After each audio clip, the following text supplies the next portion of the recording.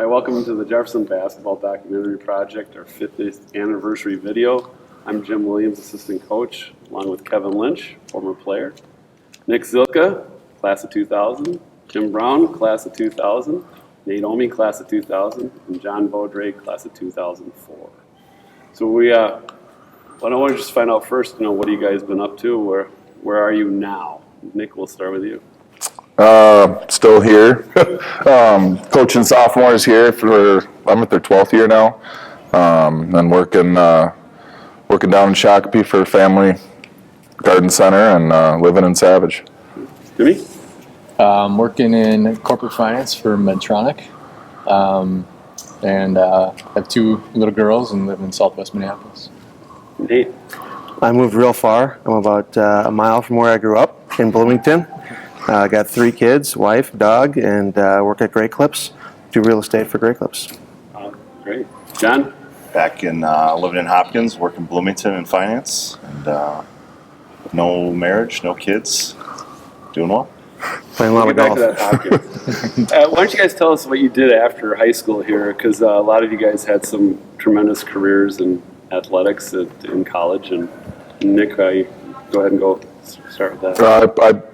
Other than these 3 guys, I went and played football at North Dakota State and played a year of arena football after that, trying to get that shot up to the league, and had a lot of fun playing football. Timmy? Yeah, I spent first 2 years down at Minnesota State Mankato. Played ball and then transferred to Gustavus. Finished out last 2 years there. Had a few good battles with this guy. And you went to the national title game, didn't you? We did, yeah. Yep, first year at Gustavus. We made it all the way to the national championship game, down to the final minute. Ended up losing it, but yeah. I thought you guys won. Quite a memorable run, though. Nate? I went to Concordia Moorhead, played for the Cobbers, played there for 4 years. Was 0-2 in my career against Tim. I had that going for me, but yeah, had a good time up Moorhead. You're on the golf team too, right? Played a lot of free golf. Yep. Attaboy.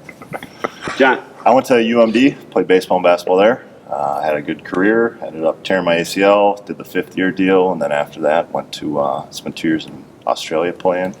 And I was in Taipei, Taiwan for 2 years Why playing don't you there. tell us your teammate's name in Taipei? Yeah, Well, 3 teammates. I had The famous ones. Wang. I had I don't even Wasn't there remember.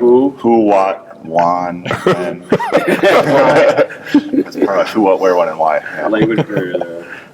Well, I want to take you guys back to, we'll kind of start with the sophomore year here. So that would have been for you guys 97, 98, and for the 2000 crew. And you guys had a real successful run coming all the way up through traveling. And why don't you just maybe draw back from that year, your sophomore year, when you came in. Matt was your coach. You had quite a few wrestling matches, I heard, just to start off the year with a couple of guys. And just start off with that. Mention the sophomore year. Any memories you guys might have from that?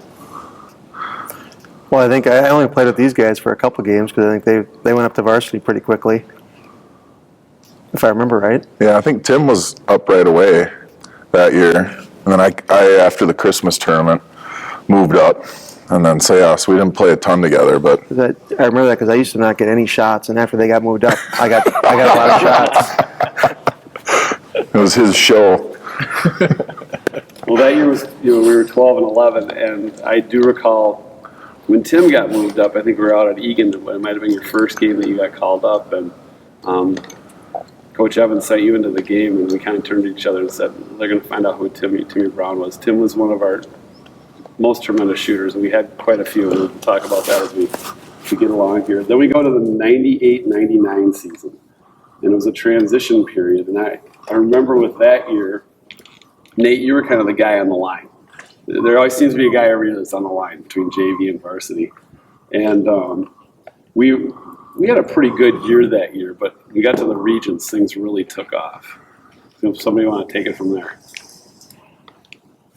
Yeah, I think from what I recall, I think we ended up beating Burnsville, they were the top seeded team in our region, and they're one of the top 1 or 2.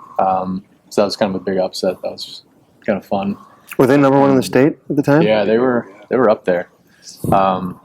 and then I think what we ended up losing to Hopkins in the region championship. But yeah, it was quite the run. But I think that's when we started to really started to play well towards the end of the year. And So, it's fun.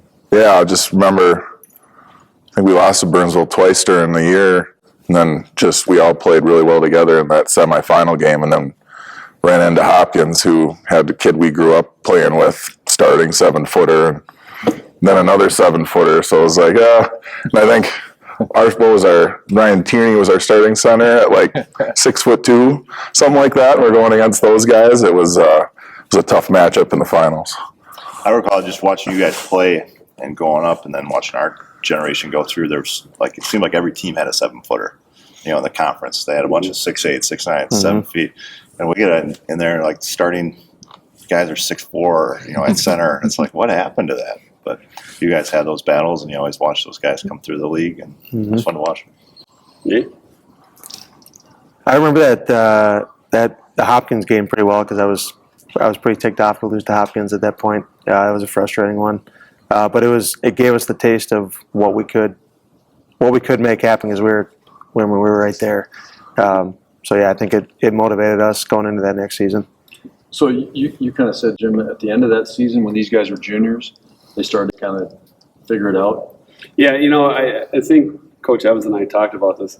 The one thing I remember, and you guys were all basketball gym rats, was the year before that.